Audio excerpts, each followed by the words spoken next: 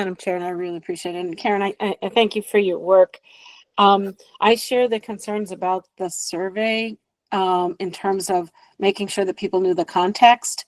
I also am concerned that the survey didn't address the issue that brought us to this point, which was that the test was an absolute barrier, and that folks could, once they didn't pass the test, they couldn't work.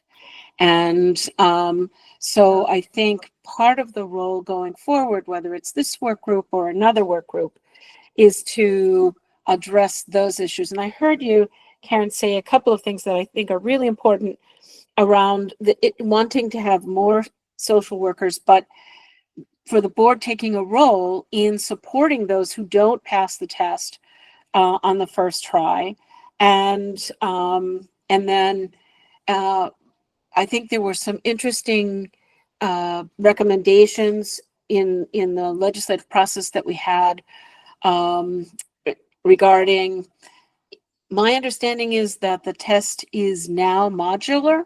So I'm just throwing this out as a possibility, a modular test, and that people would only be required to take the module that they failed. I'm interested in, we had a lot of discussion around what kinds of support could be given to folks who didn't pass it, but I am still really interested in the notion of a temporary license, because here we have a situation where a person has come out of their educational program, their academic program, has passed that, cannot pass this test, and for whatever reason, and cannot work in Maryland. And so they are lost. I mean, they're going to go, find another job, and we're going to lose them. So I want to make sure that we consider what we can do to bridge that gap.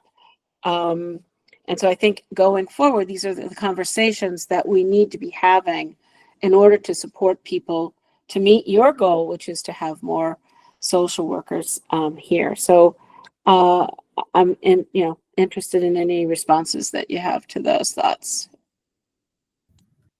My response is that the board, well, first on the modular exam, that's ASWB. They have announced several times that they are planning to roll that out in 2026. The board is certainly, open to discussion about what we can do for people and students who fail the exam more than once. Again, I think that's, an opportunity to have some creative solutions. But again, I'm not, I represent the board. I'm not speaking for the board. I speak for the board. I represent them, but it's the board's ultimate decision, and we can certainly have discussion. So, no, Senator Washington, the exam it's currently not modular like the CPA exam. The CPA exam, it is broken into sections, modular sections around different topics. But unlike the CPA exam, it's not, if you pass one section, you don't have to go back and where you go back and only take the sections that you failed. It is not set up that way. ASWB is looking at that. And again, their plan is to roll that out for 2026. The idea. Okay. Yeah. I'm sorry to interrupt. So then I'm very interested in a temporary license, because now we are continuing to be stuck with an exam that we know has inequities in it, and we want to make sure that everyone has a chance to pass. So thank you, Madam Chair. Those are my remarks at this time.